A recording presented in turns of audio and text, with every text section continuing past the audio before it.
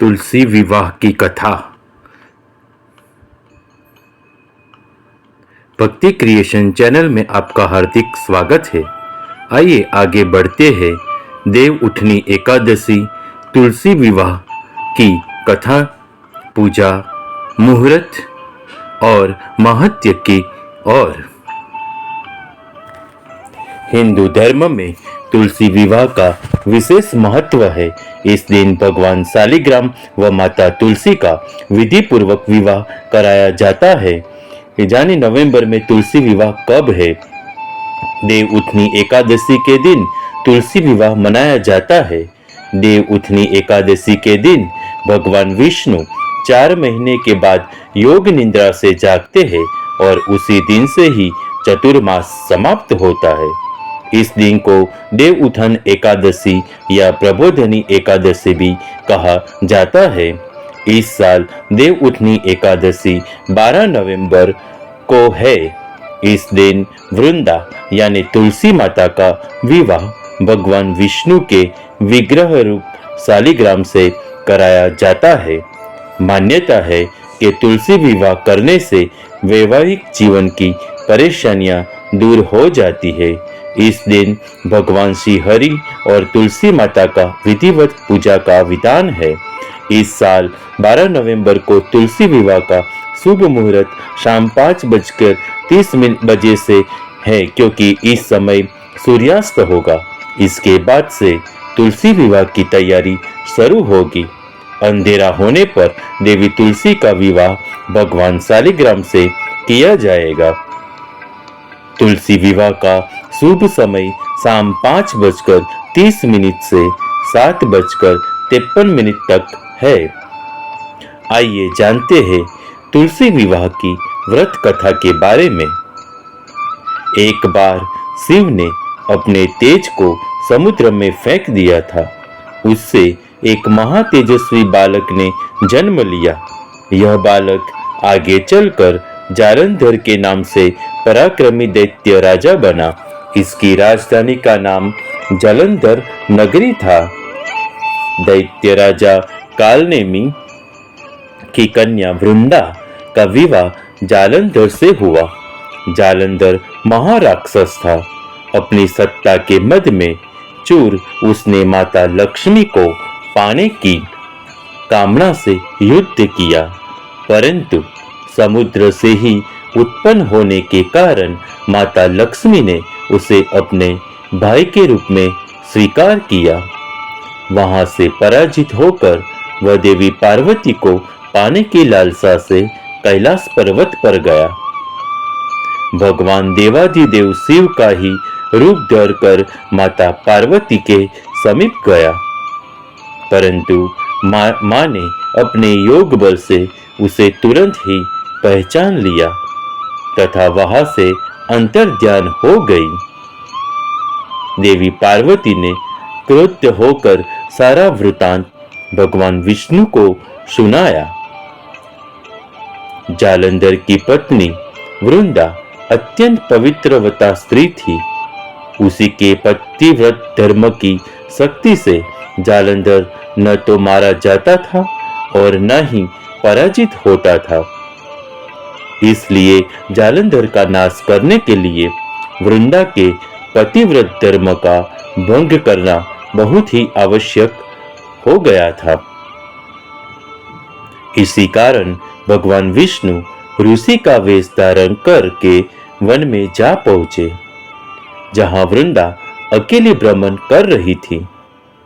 भगवान के साथ 2 मायावी राक्षस भी थे, जिन्हें देखकर वृंदा भयभीत हो गई। ऋषि ने वृंदा के सामने पल में दोनों को भस्म कर दिया।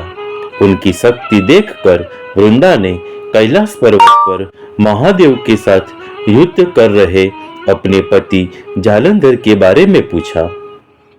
ऋषि ने अपने माया जल से 2 वानर प्रकट किए। एक वानर के हाथ में जालंधर का सिर था तथा दूसरे के हाथ में धड़।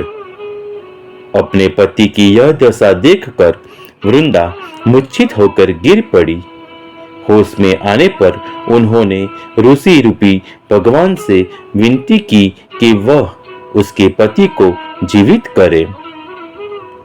भगवान ने अपनी माया से पुनः जालंधर का सिर धड़ से जोड़ दिया, परंतु स्वयं भी वह उसी शरीर में प्रवेश कर गए। वृंदा को इस छल का तनिक भी आभास न हुआ। जालंधर बने भगवान के साथ वृंदा पतिव्रता का व्यवहार करने लगी, जिससे इसका सतीत्व भंग हो गया। ऐसा होते ही वृंदा का पति जालंधर युद्ध में हार गया। इस सारी लीला का जब वृंदा को पता चला तो उसने क्रोध होकर भगवान विष्णु को हृदयहीन शिला होने का श्राप दे दिया। अपने भक्त के श्राप को भगवान विष्णु ने स्वीकार किया और शालिग्राम पत्थर बन गए। सृष्टि के पालनकर्ता के पत्थर बन जाने से ब्रह्मांड में असंतुलन की स्थिति हो गई। यह देखकर सभी देवी देवताओं ने वृंदा से प्रार्थना की कि वह भगवान विष्णु को श्राप मुक्त कर दे। वृंदा ने भगवान विष्णु को श्राप मुक्त कर स्वयं आत्मदाह कर लिया। जहां वृंदा भस्म हुई वहां तुलसी का पौधा उगा। भगवान विष्णु ने वृंदा से कहा, हे वृंदा, तुम अपने सतीत्व के कारण मुझे लक्ष्मी से भी अधिक प्रिय हो गई हो। अब तुम तुलसी के रूप में सदा मेरे साथ रहोगी। तब से हर साल कार्तिक महीने की देव उठनी एकादशी का दिन तुलसी विवाह के रूप में मनाया जाता है।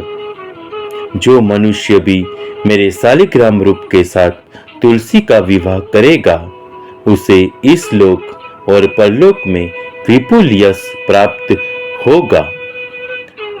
उसी दैत्य जालंधर की यह भूमि जालंधर नाम से विख्यात है। सती वृंदा का मंदिर मोहल्ला चौट कोट किशनचंद में स्थित है। कहते हैं कि इस स्थान पर एक प्राचीन गुफा भी थी जो सीधी हरिद्वार तक जाती थी। सच्चे मन से 40 दिन तक सती वृंदा देवी के मंदिर में पूजा करने से सभी मनोरथ पूर्ण होते हैं। जिस घर में तुलसी होती है वहां यम के दूत भी असमय नहीं जा सकते।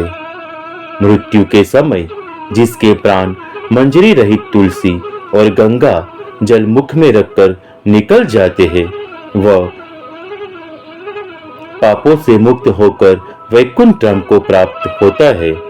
जो मनुष्य तुलसी व आंवलों की छाया में अपने पितरों का श्राद्ध करता है उसके पितर मोक्ष को प्राप्त हो जाता है। ओम विष्णवे नमः। तुलसी मात की जय। नमो भगवते वासुदेवाय। आशा रखता हूं मित्र कि आपको मेरे ये वीडियो पसंद आया होगा। तो मेरे वीडियो को please like, share and subscribe मेरे चैनल को अवश्य कीजिएगा। आगे भी मेरे चैनल पे आप अनेक वीडियो देख पाएंगे। तो धार्मिक वृत्तियों से जुड़े रहने के लिए मेरे चैनल को सब्सक्राइब अवश्य कीजिए। तुलसी विवाह की आप सबको हार्दिक शुभकामनाएं। माँ तुलसी आपकी मनोकामना पूर्ण करे।